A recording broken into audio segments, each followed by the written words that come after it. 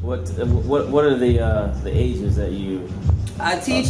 I like to teach. I like to teach ages 16 and up. I try to deal with, you know, the college kids, the older high school kids.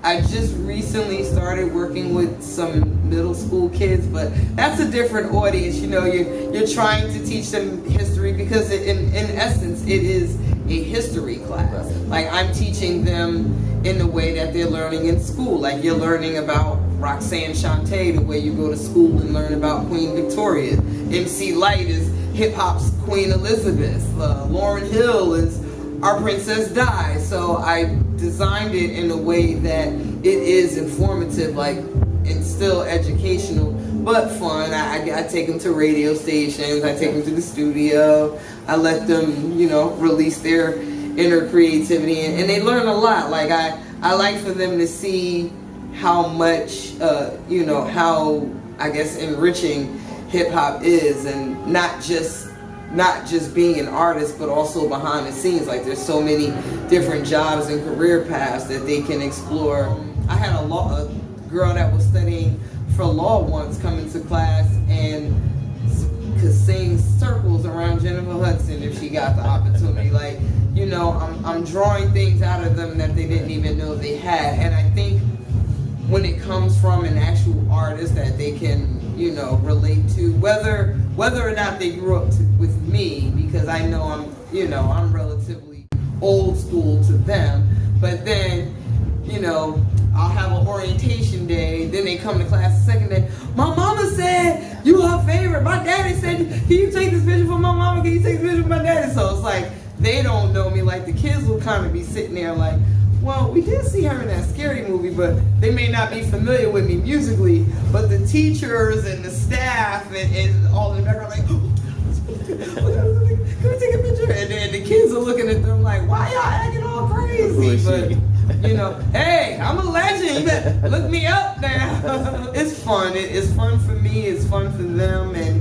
I think when they, you know, when they see I can just pick up a phone and walk them into the radio stations and the record labels and stuff, it's like, okay, well, we don't know her as a rapper, but she got some juice. Yeah, and I really make a difference in their lives. I really impact them. Like, there was a kid in my class who was literally like shot the second day of class. He was involved in, you know, an incident, and he made his way back to class the day after, bullet in his back, bandage and all. He didn't want to miss the field trip to RCA Records. Wow. So I said, wow, you know, if I inspire you that much, then I must be doing something right. And I get federal funding from the city, from the state, because they, you know, they see what I'm doing. It's not every day an actual artist wants to, you know, volunteer their time and services like that. So. Oh, that's good.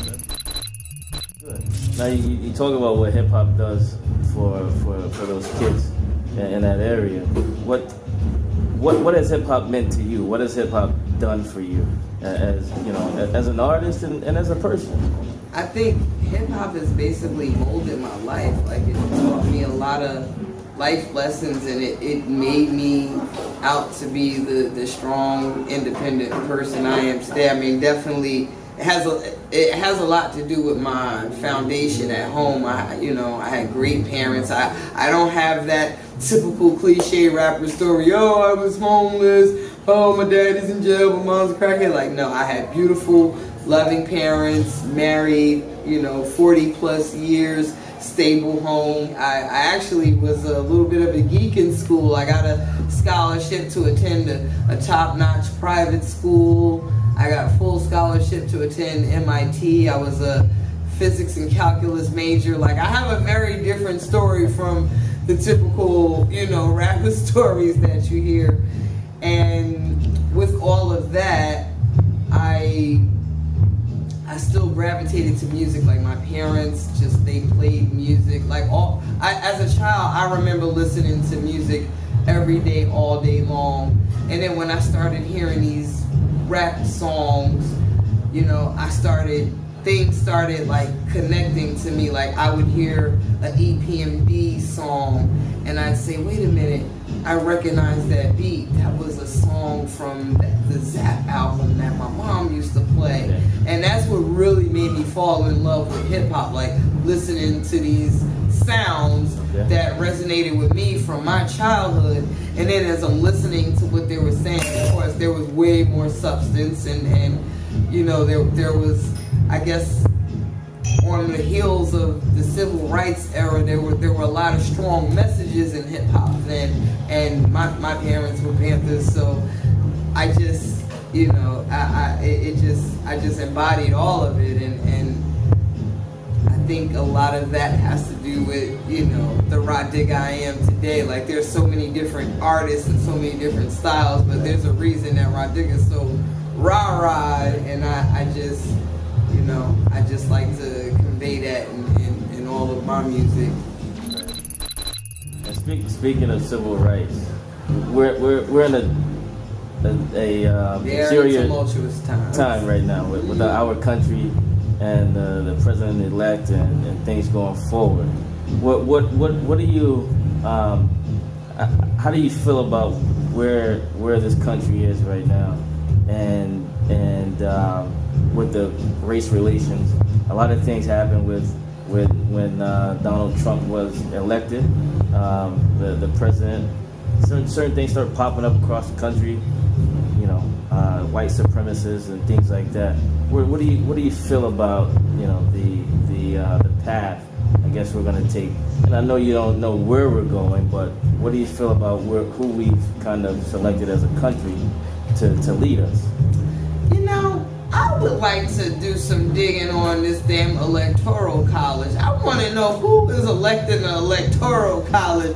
While we worrying about electing presidents and things of that nature, I want to know who these people are. Because if 2 million plus people voted for this woman, Hillary Clinton, who are these people that are saying no, it goes to him? That's what, you know, we need to really start looking into that as a people. But, you know, that's neither here nor there. He's here. We have to deal. I think the best advice I can give to people is just to continue to be the best you. I think it's interesting because one of the observations I've made is the minority community is really kind of passé about it. It's like, well, you know, we kind of suffer whether it's Democrat or Republican. Right. Like we didn't really, you know, have so much of outrage. I'm noticing there are more, like, you know, Caucasians that are protesting and, you know, up in arms about it. And it's like, okay, did you just figure out that America was this racist, weird place? So I think it's interesting to see the, you know, the people that are, I guess, outraging in this manner. But for me, I would just hope that this would be a good wake-up call for our people to say, look, okay, you guys kind of got a little comfortable with Obama being in office. Right. It's about to get really real. Right. Get your shit together. Right. Right. That's the best advice I could give. Right.